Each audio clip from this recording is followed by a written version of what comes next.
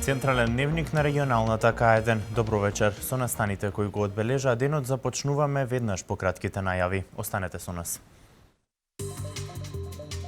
Лидерската средба заврши без договор за отворените прашања од договорот од Пржино. Преку пакет од 11 мерки на малите и средни фирми олеснување од стотици милиони евра годишно. Центарот за развој со поддршка на бизнис секторот од Вардарскиот плански регион.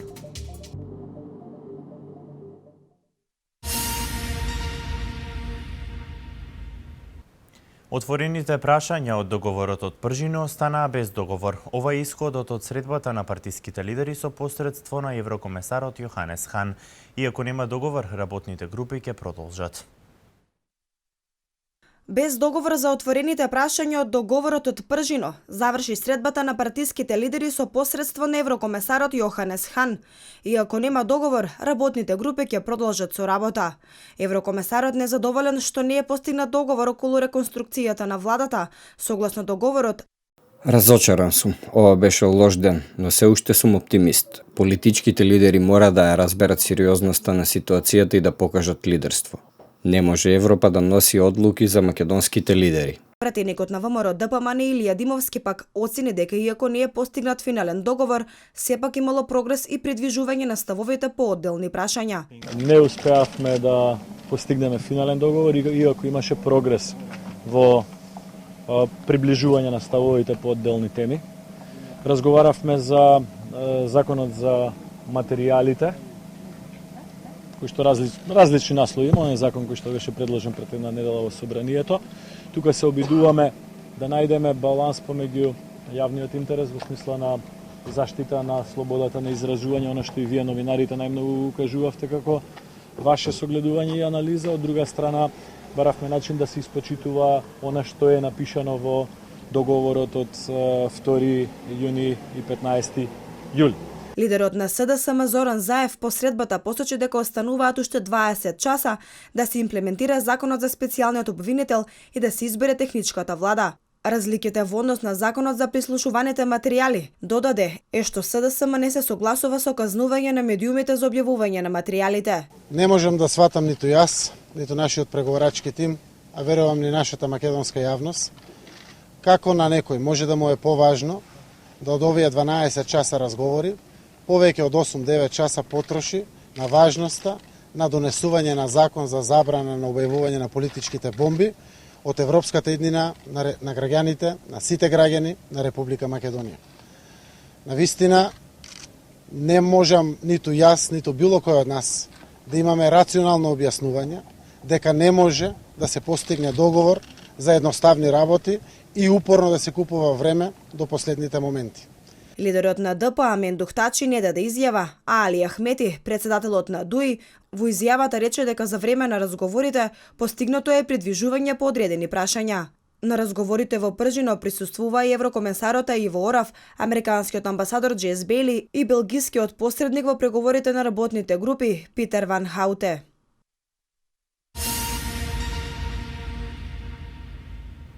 Преку пакет од 11 мерки на малите и средни фирми до олеснување од стотици милиони евра годишно, истакна вице-премиерот и министер за финансии Зоран Ставревски на амандманската расправа за буџетот во Комисијата за финансирање и буџет. Пакетот за мали и средни предпријатија што го спроведува владата на Република Македонија содржи 11 мерки кои на фирмите годишно им носат стотици милиони евра олеснување. Ова го истакна вице-премиерот и министер за финансии Зоран Ставревски на амандманската расправа за буџетот во Комисијата за финансирање и буџет. Ставревски истакна дека приходната, а не расходната страна на буџетот е таа што ја дава најсилната поддршка на малите и средни предпријатија. Ефективната даночна стапка е најниска во светот, а таа е 7,4%, и таа ја уживаат сите мали и средни предпријатија во Република Македонија. Тоа значи стотици милиони евра годишно преку ниските даноци добиваат малите и средни предпријатија, односно тоа што тие го остваруваат како профит во нивното работење, не им се одзема од државата, па потоа државата преку распределба да го враќа назад, што е многу посложено и второ е понеефикасно. Ставрески посочи дека и ДДВ-то е намалено од 18 на 5% за преку 15 видови производи. Царините во Република Македонија се меѓу најниските во регионот. Понderираната царинска стапка е 1,75% и е за преку 50% пониска во однос на 2006 година и преку 12 милиони евра годишно се поддржуваат македонските фирми со намалување на царинските стапки секоја година. Како што посочи вице-премиерот, пристапот до финансиски средства на малите и средни предпријатија е најголемиот проблем кој го имаат овие компании. Од тие причини ние што направивме? Обезбедивме кредитна линија од Европската инвестициска банка уште на почетокот на кризата, значи пред да првите знаци на кризата да се појават, 350 милиони евра обезбедивме за малите и средни предпријатија. Од тие 350 милиони евра, 319 милиони евра се веќе искористени, 1583 македонски мали и средни предпријатија ги добија овие пари и реализираа соодветен број на проекти со отварање на 6441 работно место. Според Ставрески, голема корист за компаниите се и проектите како што се Македонија вработува Купи куќе, купи стан. Намалени се и трошоците на катастар, а средствата за развој на компаниите е овозможен преку Фондот за иновации.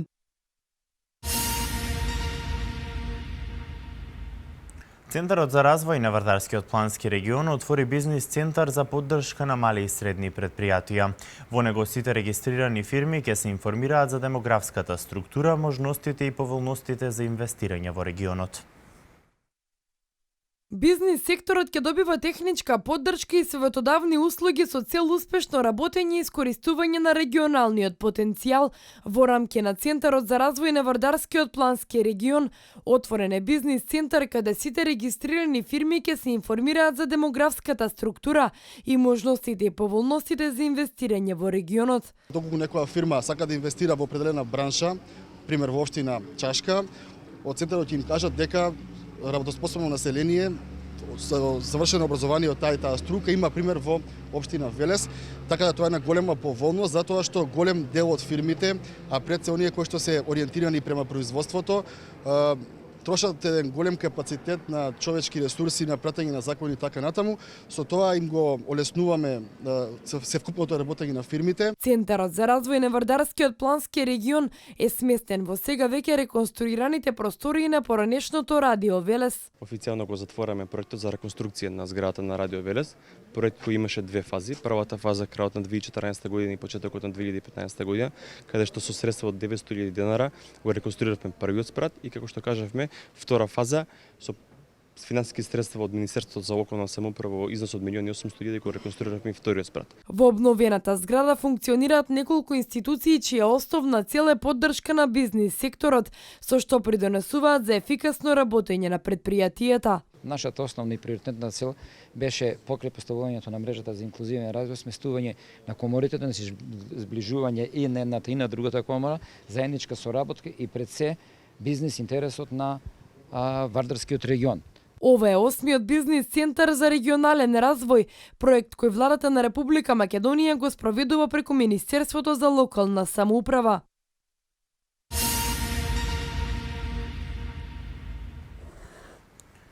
А денеска беше промовиран и водичот за инвеститори, збирката за индустријски зони и порталот за мали и средни предпријатија во рамки на програмата за работа на мрежата за инклузивен развој. Центарот за развој на Вардарски плански регион ги промовираше резултатите од водичот за инвеститори, збирка индустријски зони и веб порталот за млади и средни предпријатија. Овој проект е во рамките на програмата за работа на мрежата за инклузивен развој. Истиот беше изработен со поддршка на програмата за развој на Обединетите нации и Министерството за локална самоуправа. Овој проект е како награда за најдобро воспоставена меѓуопштинска соработка. Значи по повик на Министерството за локална самоуправа и програмата за развој на Обединетите нации и Министерството за локална самоуправа, Вардарскиот плански регион аплицираше со проект и тој проект беше најдобар, избрано помеѓу најдобрите за најдобро воспоставена успоставена меѓуопштинска соработка. Значи мрежата беше наградена со 15.000 евра и тие 15.000 евра беа потрошени во изминатата година на неколку стратешки документи. Владата на Република Македонија преку своите министерства се вклучува во програмите и проектите на Вардарскиот плански регион. Заменик министерот за локална самоуправа Љупчо Пренџов посочи дека планските центри следната година ќе добијат поголем буџет за регионалниот развој. Начело со општината Велес како водечка општина во овој регион ќе бидеме сведоци на многу успешно завршени проекти, многу нови мрежи. Веќе во оваа мрежа имаме дека се нотирани сите потенцијални гринфилд инвестиции, ги имаме сите постоечки објекти кои што се веќе спремни за нови браунфилд инвестиции, така да од моја лична перспектива сметам дека Вардарскиот плански регион како има една светла иднина во наредниот 5-годишен период. Досега од овој проект издадени се 2 списанија, збирка на индустријски и туристички зони и водиш за инвеститори, како и порталот за мали и средни предпријатија, кои според председателот Шадиев ќе придонесат за инвестирањето. Во Лугано го презентиравме сето ова што претходно го имавме сработено, значи сепак дава одреден резултат. Се следат карактеристиките на општините, се следи способноста, се следи финансиската стабилност, сето оно што е карактеристика и тоа допринесува да во еден сегмент полесно се решат инвеститорите, транспарентноста на начинот на донесувањето на одлуките, на урбанистичките планови, на инфраструктурата и тоа многу допринесува да донесе одлука инвеститорот каде ќе финансира. Представниците на Сојузот на стопанските комори и регионалната стопанска комора исто така го поддржуваат овој проект, бидејќи водичот ќе биде од големо значење за бизнисот и привлекување на нови странски инвестиции.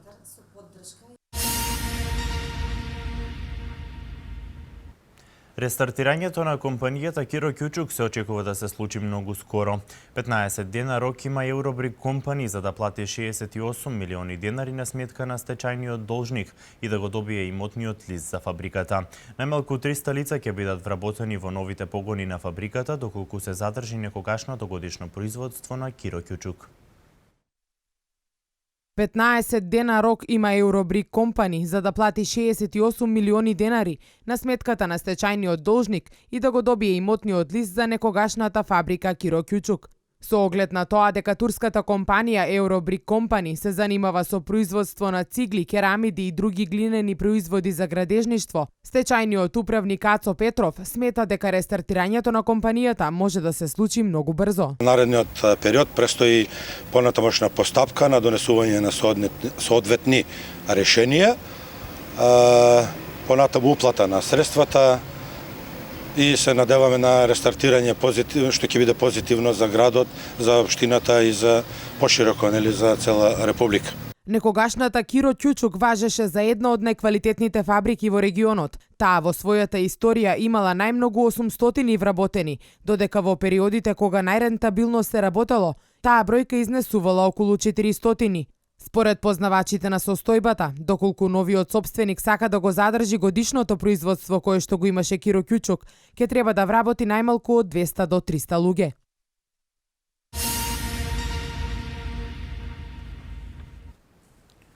Секторот за внатрешни работи Велес до надлежното обвинителство поднесе 2 кривични пријави против 2 лица од Велес на возраст од 21 и 23 години под основи на сомнение за сторено кривично дело тешка кражба.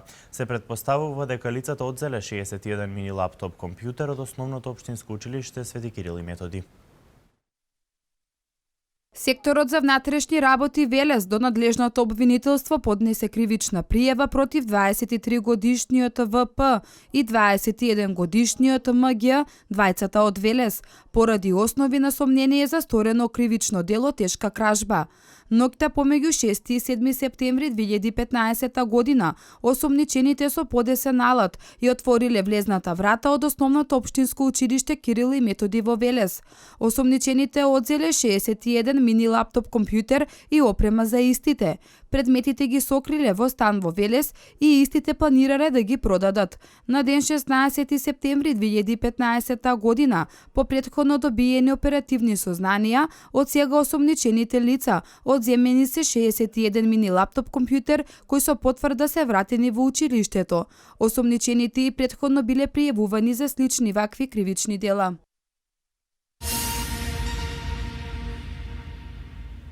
Повик за финансирање на проекти и програмски активности на здруженија и фондации со средства од буџет на општина Кавадарци за 2016 година. Заинтересираните своите предлози треба да ги достават до општината, сектор за локален економски развој. Општина Кавадарци објави јавен повик за прибирање на барања за користење на средствата од буџетот на општината за 2016, наменети за финансирање на проекти и програмски активности на здруженија и фондации. Распределбата на средствата ќе се врши согласно Кодексот на добри практики за финансиска поддршка на здруженијата на граѓани и фондации. Истите се однесуваат за планирани активности и проекти за периодот до крајот на 2016 година. Заинтересираните своите предлози треба да ги достават до секторот за локален економски развој на општина Кавадарци. Здруженијата и фондациите кои ќе побараат финансиска поддршка мора да бидат регистрирани со седиште во Кавадарци, да спроведуваат активности минимум 1 година, да се занимаваат со активности и проекти од јавен интерес и да не добиле средства или поднеле пријава за финансирање до друг државен орган за истата намена. Крајниот рок за поднесување на пријавите е до 3 ноември 2015.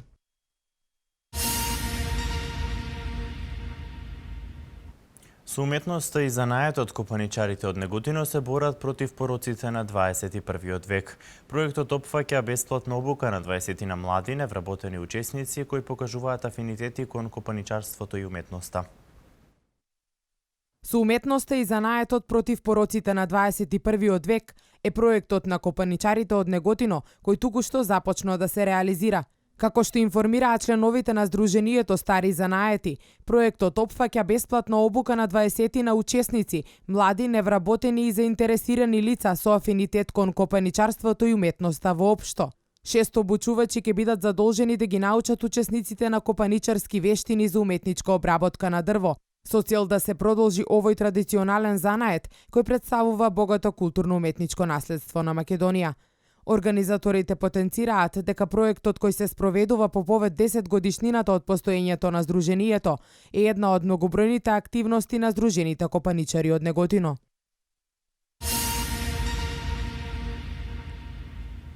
Седницата на Советот за јавни обвинители, на која требаше да се разгледува дописот за останатите 7 обвинители предложени од специјалната обвинителка Катица Јанева, е одложена за утре во 10 часот. Во продолжение останатите вести од Македонија.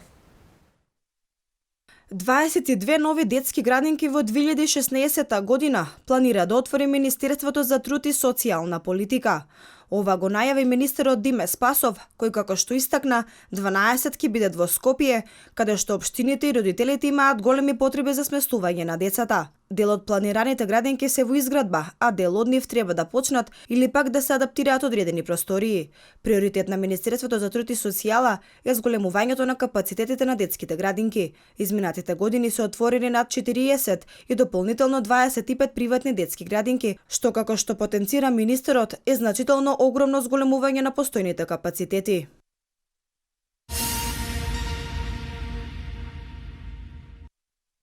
Од јули 2016 година, зголемен месечен надомест за заштита од енергетска сиромаштија ќе добиваат семејства корисници на социјална помош. До сегашните 800 денари по месец се зголемуваат на 900 денари месечно. Проектот заштита од енергетска сиромаштија, која предвидува дополнување на месечните неповратни средства за корисниците на социјална помош за субвенционирање на потрошувачката, владата започна да го реализира во 2010 година, кога истиот изнесуваше 600 денари месечно, а во 2012 овој надоместок беше зголемен на 700 денари, а оваа година истиот повторно беше зголемен на 800 денари.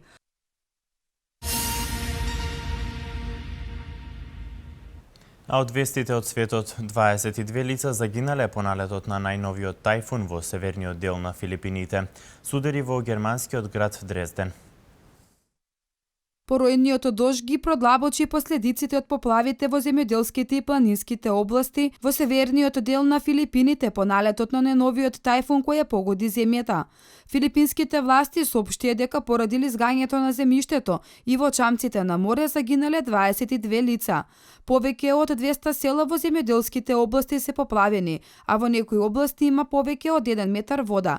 Тропската бура Копо ослабна и се пресели во област на Јужното Кинеско море, но Силниот дожд значително ја влошува ситуацијата во северниот дел на Филипините, каде десетици илјади луѓе се раселени. Копу е вториот тајфун кој ги погоди Филипините оваа година и кој загрози речиси 300.000 лица на главниот остров Лузон, соопшти владината агенција за управување на природни непогоди.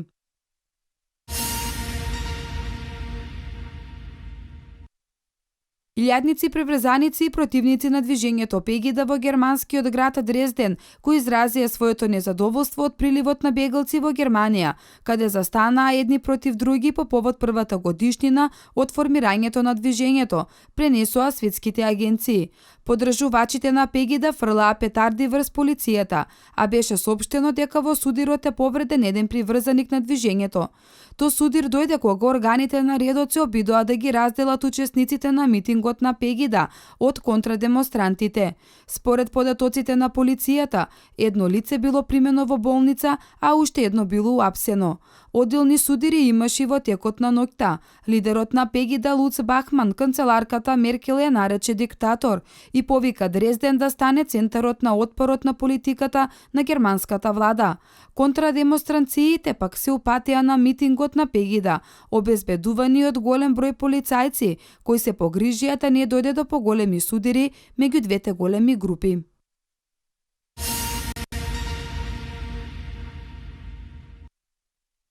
Убедлива победа на вчерашните парламентарни избори во Канада оствари либералната партија на Џастин Трудо. Тие освоија апсолутно мнозинство во долниот дом на канадскиот федерален парламент. Освоиле повеќе од 40% од гласовите. На второ место се конзервативците со 31,4% од гласовите, над 1,8 милиони гласови, а на трето место Нова демократска партија со 18,2%. После 10-годишното владење на конзервативната партија на премиерот Стивен Харпер, Џастин Трудо стана новиот премиер на земјата. Во конечниот распоред на мандатите, либералите ќе имаат 184 пратеници или 14 повеќе од потребните 170 за парламентарно мнозинство, конзервативците 101, новите демократи 42, квебечкиот блок 10 и зелените 1 пратеник.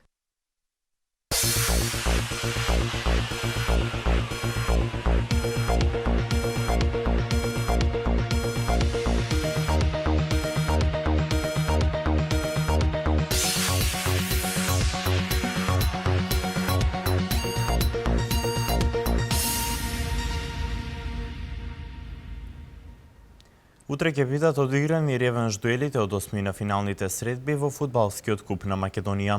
По поразот во Лигата на шампионите, ракометарите на Вардар загубија и во СЕХА лигата. Најдобриот македонски фудбалер Горан Пандев се враќа во репрезентацијата. Градскиот ракометен клуб Борец заработи парична казна во висина од 150.000 денари поради навреда на комесарот и делегатот од страна на нивните навивачи на мечот со Пролет одигран во Скопје. Екипата на Борец ќе има 8 дена рок во кој ќе може да ја обжали оваа одлука, а во случај тие да не ја платат казната според правилникот на федерацијата ќе им бидат одземени бодови, односно за секој 30.000 денари по еден поен, што според моменталниот учинок Борец би се наоѓал на предпоследната позиција на табелата со само еден бод.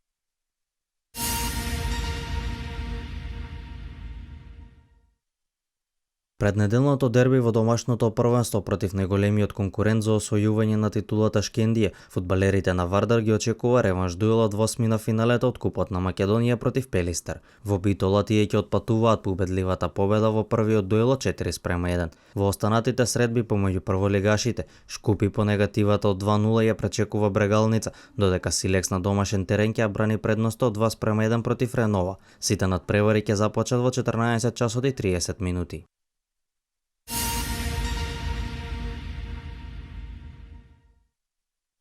Ракометарите на Вардар за неполни 24 часа загубија 2 надпревари, а причина за тоа е заморот на играчите, но и повредите. Откако загубија во Лигата на шампионите од Колдинг, тие беа поразени на гостувањето кај Загреб во заостанатиот дуел од третото коло во регионалната СЕХА лига. Крајниот резултат на овој меч беше 30:25.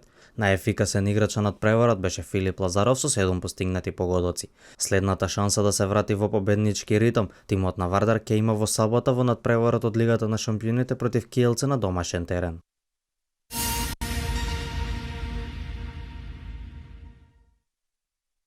Најдобриот македонски фудбалер Горан Пандев ќе се врати во репрезентацијата. Новиот селектор на Македонија Ангеловски по назначувањето на оваа функција оствари средба со Пандев и го убеди да се врати во тимот, а прв надпревар за него ќе биде пријателскиот против Црна Гора на 12 ноември. Пандев е исто така среќен поради враќањето во репрезентацијата и се надева дека ќе помогне во подигнување на квалитетот на тимот, со што би оствариле некој поголем успех, а во наредниот циклус квалификации за светското првенство Македонија е во група со Шпанија, Италија, Израел, Луксембург и Албанија.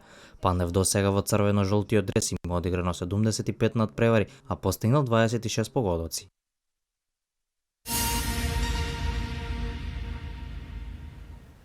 Вечерва ќе се одиграат 8 надпревари во Лигата на шампиони. Во последниот надпревар од 6-тото коло во АБА Лигата, победа за домашната екипа Мегалек. ФИФА го скрати списокот на 23 фудбалери кандидати за златна топка. Вечерва ќе се одиграат 8 надпревари од третото коло од групната фаза во Лига на шампиони. Дербито ќе биде во Лондон. Арсенал го пречекува Баерн. Дуелот на Емирати е да се биде или не за Арсенал. Со пораз екипата на Арсен Венгер значително ќе ги намали шансите за пласман во осми на финалето. Баерн во воведните две сетби одигра оноку колку што му беше потребно и има 2 победи. Исклучително значаен во оваа F група ќе биде дуелот меѓу Динамо и Олимпијакос, екипи кои беа поразени од Баерн, но славеа над Арсенал. На другите надпревари ќе се сретнат Бате Борисов Барселона, Баер Леверкузен Рома, Динамо Загреб Олимпијакос, Динамо Киев Челси, Порто Макаби, Валенсија Гент и Зенит Лион.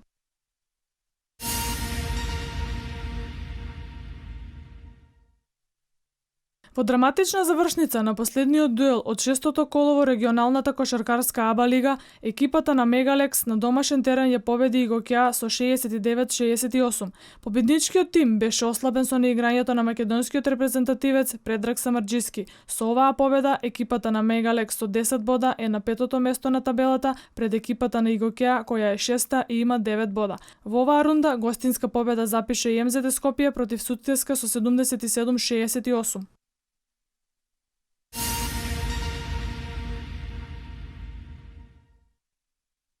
ФИФА го скрати списокот на 23 фудбалери кои конкурираат за златната топка, престижна награда која ја добива најдобриот фудбалер во годината. Имињата на кандидатите се познати, иако е јасно дека оваа сезона главна битка ќе биде помеѓу Леонел Меси и Кристијано Роналдо. Најмногу фудбалери на списокот има од Барселона и Реал Мадрид по 5. Гласањето за најдобар фудбалер ќе почне на 26 октомври и ќе трае до 20 ноември. Потоа ФИФА ќе ги објави тројцата финалисти, а главната церемонија е закажана за 11 јануар во Цирих. Минатата година оваа награда ја освои фудбалерот на Реал Мадрид Кристијано Роналдо.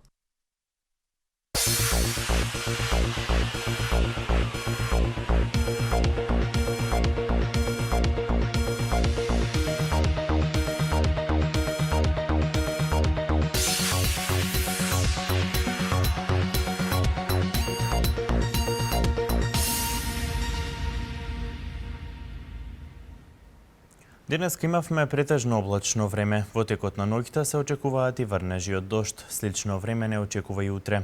Еве ги деталите.